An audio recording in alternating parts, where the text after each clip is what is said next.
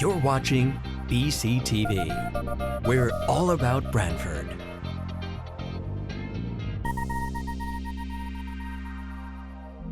You're watching BCTV, Branford Government Television, a service of Branford Community Television. This program is brought to you in part through the support of the town of Branford. Okay, we're going to get started for the Town of Branford Board of Finance special meeting, December 29th, 2025. First on the agenda is swearing in of newly appointed members, Alfred Bertolone and Francis Proto. Lisa? So Francis, Albert, please stand. Please raise your right hands for an oath. You solemnly swear that you will faithfully discharge your duties as members of the Board of Finance to the best of your abilities, so help you God. I do. Congratulations. Thank You're you. official. Congratulations. All right, thank you, Lisa, and congratulations. What I'd also like to do is welcome Josh Brooks, our first selectman, newly appointed, newly elected. Welcome. And item number 2 is citizens communication, and I did receive a letter from Jeff Follett and asked me to read it at tonight's meeting. Regarding resignation, Board of Finance. Dear Joe, as a result of the town elections, I've been elected to the Board of Selectmen. I am writing to formally resign my position on the Board of Finance effective November 18th, 2025. Serving on the board for the past 20 years has been an honor and deeply rewarding experience. I'm grateful for the opportunities I've had to contribute to our community, work alongside with such dedicated colleagues. I appreciate the support and friendship I have received during my tenure, and I am proud of the progress we have made together. As I step down and continue my new position as selectman, I look forward to serving the town in this new capacity. Thank you again for your trust and collaboration over the years. I wish the board and its new members continued success. Sincerely, Jeffrey Villette. So, Lisa, that's part of the record? Yes. Thank you. Okay. Item number 3 is to consider and, if appropriate, approve a transfer and resolution for funding of leasehold improvements for 3036 East Industrial Road. And I will read the proposed transfer and resolution prior to conversation on this. In the general fund, from fund balance, $500,000, fund balance brought forward, and transfer out into DPW transition on the expenditure side of $500,000 within the capital funds budget. Increase operating transfer in of $500,000 and expenditures transition costs, repair and maintenance $500,000. With a proposed resolution to increase the budget, the general fund budget, resolved that the Board of Finance recommends to the RTM an increase in the appropriation for the fiscal year 2026 general fund budget from $141,198,673 to $141,698,673. This increase will be funded through an appropriation from fund balance and will be used to fund transition costs for the DPW relocation. Josh, would you like to address that? Hi, good evening. First of all, let me welcome Fran and Al. It's great to have you aboard, and I think it's going to be a fruitful relationship. And so let's just get into it. I mean, I'm sorry that we have to do this on your first meeting. So just to give you a little history, the town of Branford entered into a lease agreement at 3036 East Industrial Road to house DPW. The lease agreement, I believe, was for 2 years with the option of a third year, while we, as this, for those that weren't around, this body, as well as the Board of Selectmen, also authorized bonding $10.8 million to buy what will commonly referred to as the Freightliner building, actually across the street.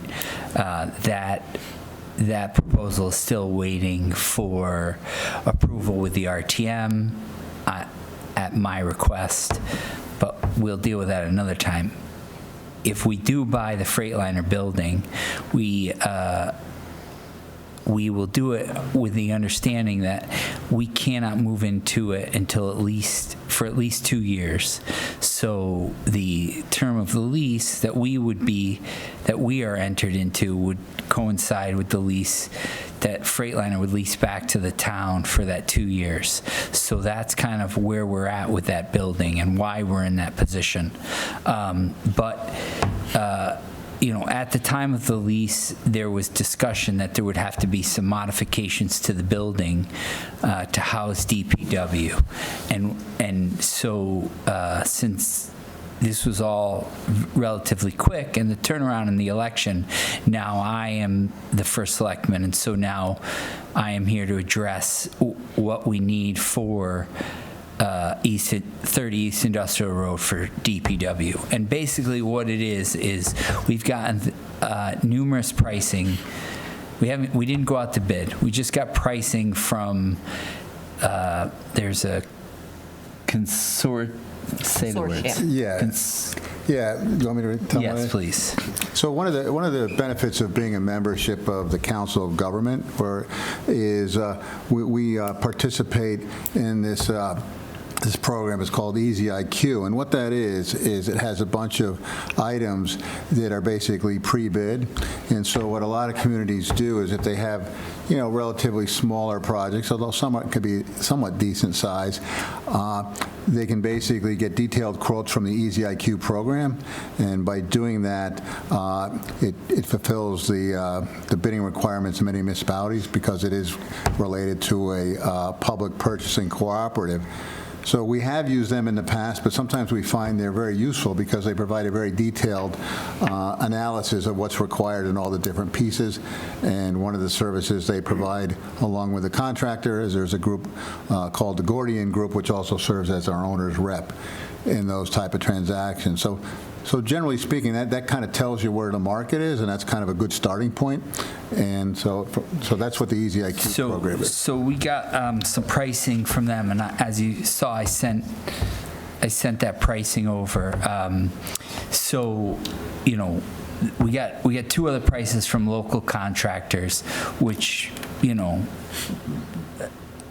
I don't think we're ready to fully make the decision on which contractor we'll use, although we're pretty confident in one of the contractors because they actually built the building we're talking about. So they're very familiar with what's happening there. And just so you kind of get a sense of what we're talking about is we're going to need to add a big overhead door to get the bigger trucks into the building. We're going to have to add a special HVAC vehicle exhaust system because you have men in there working and and women working, and you have trucks running that give off an exhaust that could kill a man if they don't have the emergency ability to quickly ventilate that out. So that's a requirement and honestly a necessity. We have to do some upgrades to the electrical, the fire alarm equipment.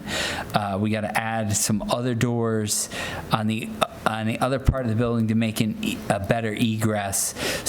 And then some improvements. We're going to add a generator so that if in the event of like we had where we have a town outage of power, DPW, which is somebody we will lean on and depend on in that moment, will not lose power.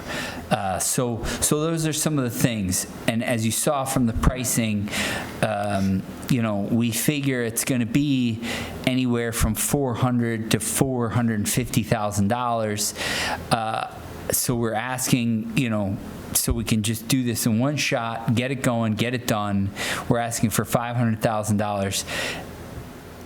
I will not spend a penny over what is necessary, but this just makes it a cleaner transaction. We'll go to the RTM, and then we'll waive the bid most likely waive the bid at a Board of Selectmen meeting and then pick one of those 3 contractors after doing some more due diligence. So that's what I have. I mean, we have a very detailed plan of it. I'm happy to share with you. It's 29 pages, but it just really goes into detail of exactly what has to happen.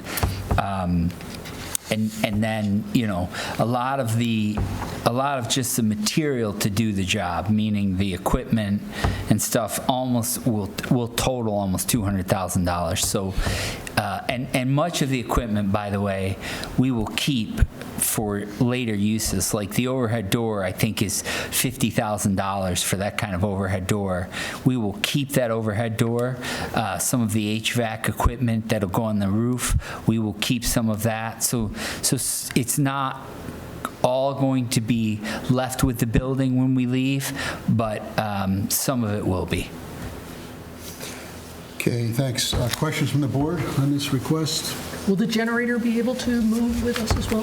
Yeah, the generator is, it would just not, we're not buying a generator, it's just the cost of, you know, placing the generator, pouring a pad, that kind of thing. The transfer switch, et cetera? I mean, I'm assuming some sort of transfer situation. Deborah, do you have questions? Actually, I have a couple of questions. So am I correct that when we leave, we will have to restore the building to its current condition? Some of it, yes. The door, the large door that we will add, we will have to take out that door and masonry it up. The expense won't be as, the undoing of what we did won't be as large as the expense of doing what we need to do, but because like I said, it's $200,000 almost for the equipment. But yes, some of it we will have to restore back to its original state. And just forgive me if this was asked. I have a little connectivity issue here, but have we explored leasing or using another property as opposed to renovating this property? So I have not, if I'm being honest, I have not gone out and looked for other properties available other than at the present time on a month-to-month basis we are renting from School Ground Road. And my initial reaction when I first got the original pricing, in my mind, I thought we will go, maybe we should just go full to School Ground Road. But in the investigation of whether that was even possible, because one of the things we need to do is because they're diesel trucks and because we use them in the, you know, awful dead of winter, they need to start. And if you know anything about a diesel truck, if it's cold, it's not going to start. So we'd have to create a temporary, I thought we could just create a temporary building and house the trucks in it. But because we are the town and not a contractor like I used to be, we can't just build temporary buildings. That's not really quote unquote allowed in the town of Branford to just put up temporary buildings. On top of which we, the School Ground Road property, also owned by the gentleman we will be buying Freightliner from, if we go that route, is in a floodplain. So the concern about housing DPW in that area, if you know the area, numerous times in the past 10 years, that area has flooded to where it's been knee-deep or waist-deep in water. So anything we build there, we would have to treat it as such, that it would have to be, everything would have to be above a certain point, because you wouldn't want it to be damaged by, I mean, just the code would force you to do such a thing. On top of which, if you did build public works there and you made that their home for the 2 years and you got one of those floods, public works would be crippled. And so does it make sense? It just doesn't make sense to put public works, the people we depend on in that scenario in an environment where they couldn't react to that scenario because they're now under 2 or 3 feet of water. So that was the only thing that I investigated. I don't know of any other building that would work on top of where we actually have signed a lease, so we owe for that lease for 2 years. Now, if we want to hire a lawyer to get us out of that lease, it's going to still cost us the same money. So in the end, committed to that. You're in the end, it's almost a wash. The building they're in works for our needs and then some. So I'm confident that we can make this building work. I've talked to the people at DPW. They all agree that this is the building for them. So, I could spend another 6 months looking for a building, spending money that we're just not going to ever get back. Yep, understood. And then just real quickly, when would we anticipate this work starting and how long would it take? So the RTM, hopefully with the RTM meeting on the 14th of January and getting approval from the RTM, we'll have a special Board of Selectmen meeting very shortly after, a couple days, if that, and go through whatever process as far as naming the contractor, and then I'm hopeful, and that will be part of picking a contractor as to how quickly they can start. DPW is anxious to get this done for obvious reasons, and I am anxious to support them. So as fast as I can get this done, I will get this done. Okay, other questions, Deborah? Just a quick question for Jim, and that is, what is the current fund balance? Well, actually, that's always a loaded question, especially in Branford. But from a technical perspective, I understand. no, I know you do. So basically, part of it is because we're behind in our audits, right? So the 24 audit, which was widely publicized and discussed, the fund balance was basically about, if you count the unassigned, about 61.8. And then you have to ask yourself, well, where are we looking at for the 25-year? 25-year looks like it's going to be a good year. So all things being equal, the fund balance should grow initially. But remember, what's happened since then. So at the Board of Finance meeting last February, we had assigned and committed roughly $6 million. And then there's let's call it 6.5 with the budget that we're in now, and then you're using another $500,000 tonight. So all in all, I would expect you're probably going to end up probably in the high 50s to low 60s. So I think some of the windfalls that we were having, and we were somewhat anticipating when we, like I said, when we committed just over $6 million last February. And then I think that was also a factor with the Board of Finance in terms of trying to, while they couldn't reverse the revaluation, could certainly offset the size of the levy. The fund balance was used to result in a 1.7% increase in the levy. And then the RTM also reduced the contingency by $500,000, which is why we're not using contingency tonight. If the contingency was about $509,000. If we used the contingency, then we would have $9,000 in contingency going into the winter season, and we just had a storm on Saturday. So Deborah, I would say somewhere in the range of the high 50s would be a good probably ending point in terms of where things will land, possibly low 60s. It's not a number we typically espouse or publish because we usually wait till audit years are complete.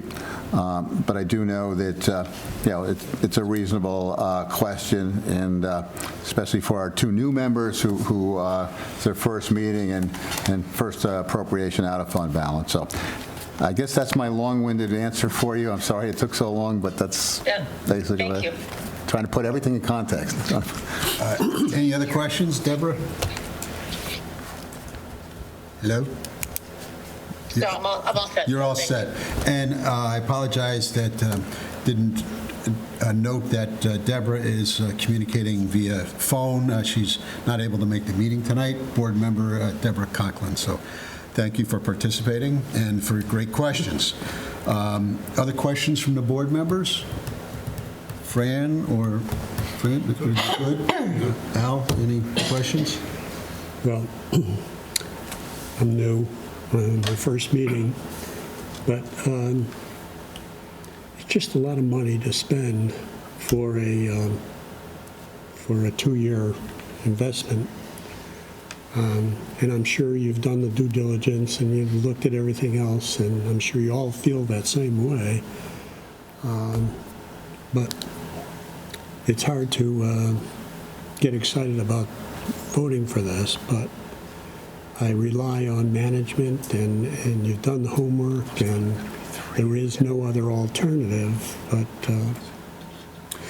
anyway. No, that's the type of feedback that we're looking for, is that, in fact, it is a lot of money, but as Josh pointed out, I don't think we have a choice.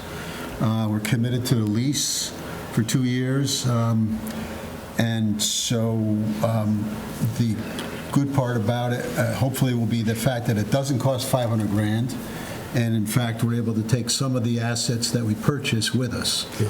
But other than that, we'll have to figure out what the value is of that, what we're able to recover. But it'll be something if it's the door or the generator or some of the HVAC equipment or furniture and fixtures. I'm not sure, but I agree. I don't think we have a choice. Again, we're here to ask the questions and make sure that we have confidence in the research that's been done by the administration. Good. Which is the right questions to ask. I think so. I think you're right on point. Other questions or comments from the board? Jim, you have a comment? Yeah, I just want to respond briefly to Al's question. I think it is a good question to ask. And I think, I sort of touched on that a little bit in my memo. I said, admittedly, this may seem initially expensive for a temporary location. I think it's important to point out it could be 3 years that we're actually there. Not that takes the sting out of the $500,000. So I want to make sure I make that point. I think the overall bigger picture, though, is where does this fit in terms of the town's long-term plan for public works and potentially fire? And if it's viewed in that context, yes, the $500,000 is expensive, but ultimately we're looking at buying a building for $10.8. A condition of that purchase is that the current owner will then have a lease with the town. So there's really kind of two parties in terms of when people can get out and make this available. And to put numbers in context, the 10.8 for the purchase for a site that probably will require some modifications, but not a ton, also has the potential for locating a firehouse out east. And so the 10.8, and let's just say $1 million or so on top of that, plus this $500,000 that we're talking about tonight, I think history will look at that as a good bargain relative to, and again, this is the context of history. This past few months, the Board of Finance and RTM approved $11 million and change for schools, most of it which was for a roof, and we're spending $20 million on the renovation of a police station. So I think if we look at it in the context of where are we going to be at the end of the day, 3 years out with public works and a permanent home, potential site for fire, and then we look at this $500,000 in that context and in that cost, I think history will view that as a good financial move. So I just want to. Thanks, Jim, for those comments. Josh, anything else you'd like to add before we consider this? No, and I appreciate you considering, and I appreciate the questions. Okay. All right, folks. Any other questions or comments? If not, you ready to vote? No, sir. Thank you. All in favor? Aye. Aye. Opposed? None? Unanimous? Okay, thank you, board members, for that. Item number 4 is to consider and if appropriate approve the 2026 meeting schedule, which Lisa has attached. Of noteworthy is we've pushed the budget hearings out a week. Instead of starting the week of the 16th, I believe, or 15th of March, we're pushed it out to the 23rd in order to accommodate just some of the transition that's going on and a little more extra time for us to take a look and work through all the budget requests and such. Anything else noteworthy of that, Lisa? No, only that the May date is May 18th as opposed to the last Monday of the month, which is Memorial Day. Okay. So, any questions on this schedule? All in favor of adopting it? Aye. Aye. Aye. Aye, okay, so be adopted. That's good for that. And then number 5 is adjournment with no other business to come before this special meeting in this board. Entertain a motion to adjourn. So moved. I'll second. Moved and seconded, all in favor? Aye. Aye. Okay, thank you. This program was brought to you in part through the support of the Town of Branford.